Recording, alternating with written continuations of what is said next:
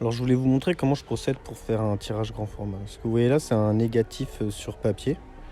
Du coup, c'est pas un négatif sur film, c'est une technique un peu spéciale. Et vous voyez là, je vais le mettre du coup dans un agrandisseur. C'est une machine qui sert à agrandir ce négatif et à le projeter. En fait, en haut, on a une source de lumière et en bas, on a un objectif.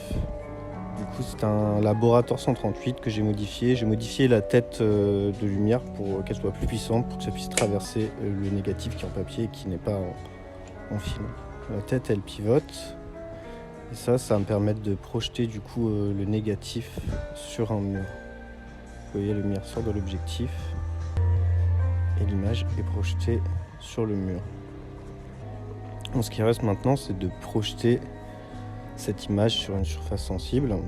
Du coup, j'ai un rouleau de papier photo argentique qui est sensible à la lumière. Je vais le découper à la bonne taille et je vais ensuite projeter cette image sur ce papier qui est sensible à la lumière. Du coup, il faut que je fasse ces manipulations dans le noir, en fait, avec la lumière rouge, parce que le papier n'est pas sensible à cette lumière rouge. On dit qu'il est inactinique. Du coup, je vais le caler grâce à des aimants ou du scotch. Et après, il faut projeter la lumière. La lumière va agir sur la surface sensible du papier pour enregistrer l'image. Du coup, je vais jouer avec la lumière, c'est-à-dire assombrir certaines parties ou les éclairer avec des petits bouts de carton, en fait. Ça me permet de contrôler la quantité de lumière qui va apparaître, qui va toucher le papier.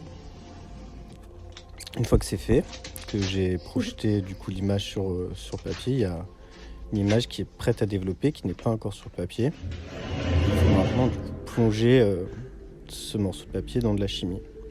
Là, vous voyez, j'ai construit en fait une cuve de développement avec un bidon de 200 litres en acier. Et je vais caler le papier dedans.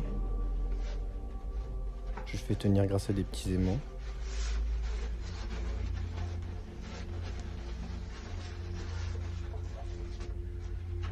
Voilà. Maintenant, du coup, je vais verser le premier produit qui est le révélateur. Donc, du coup, dans le montage, j'ai coupé, vous allez voir qu'un seul produit, mais en gros, l'opération là de verser du liquide, je vais la faire 3 fois. Il y a 3 produits. Il y a le révélateur qui va faire apparaître l'image, le bain d'arrêt qui va du coup arrêter l'effet du révélateur et surtout qui va servir de tampon entre le révélateur et le fixateur pour pas polluer le fixateur avec le révélateur. Et après, le fixateur qui va fixer cette image sur papier et faire que le papier ne sera plus sensible à la lumière. Du coup, il faut faire rouler la cuve pour que la chimie, les produits chimiques, le liquide, agissent de manière uniforme sur tout le papier. Et il faut faire ça pendant un certain temps. Du coup, chaque chimie et chaque papier va avoir un temps spécifique. Là, je pense que je suis autour de 1 minute 30 pour le révélateur, 30 secondes pour le bain d'arrêt et puis 1 minute 30, 2 minutes pour le fixateur. Toutes ces opérations, elles doivent être effectuées dans le noir en fait, parce que la seule lumière qui doit toucher le papier, c'est la lumière qui sort de l'agrandisseur. La lumière rouge que vous voyez là, en fait, le papier n'y est pas sensible. C'est une lumière de travail qui est faite exprès pour pas être dans le noir complet.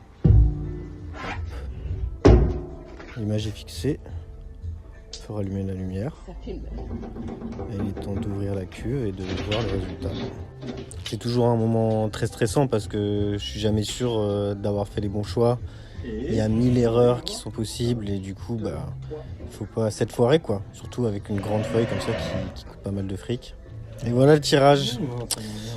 Pour le coup, c'est plutôt réussi. Maintenant, il va falloir bien laver ce papier pour enlever toute la chimie qui reste dessus parce que là le papier est encore plein de fixateurs et si on laisse ce fixateur sur le papier, ça va l'endommager très vite avec le temps. Du coup, l'idée c'est de bien le laver à l'eau courante. Pour ça, on passe à la salle de bain.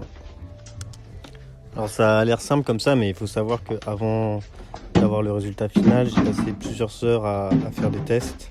Pour pas gâcher une grande feuille de papier, en fait, je vais faire des tests sur des petits bouts de papier. Je vais faire ce qu'on appelle des bandes d'essai afin de déterminer quel va être le bon temps, quelle va être la bonne quantité de lumière nécessaire pour que l'image soit bien. Et là, du coup, ça, c'est le résultat de plusieurs heures de travail afin d'avoir mis tous les bons paramètres en place, quoi. Voilà, j'espère que vous en savez un peu plus sur le fonctionnement de la photographie en général et le fonctionnement de la photographie argentique. En vrai, c'est quelque chose qui est très accessible. Ça s'apprend rapidement, c'est très ludique. Il n'y a pas besoin de beaucoup de matos. Je vous invite, si ça vous intéresse et que vous avez envie de vous y mettre, à construire ce qu'on appelle un sténopé, c'est-à-dire juste vraiment l'appareil photo le plus basique au monde.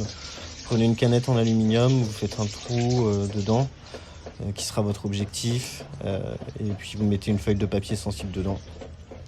Ça vous permettra de comprendre vraiment les principes fondamentaux de la photographie. Je conseille cet exercice à tout le monde. En anglais, on dit pinhole, en français, on dit sténopé. Tapez ça sur YouTube, vous verrez, il y a plein de vidéos qui expliquent comment faire ça. Voilà, bisous, ciao ciao!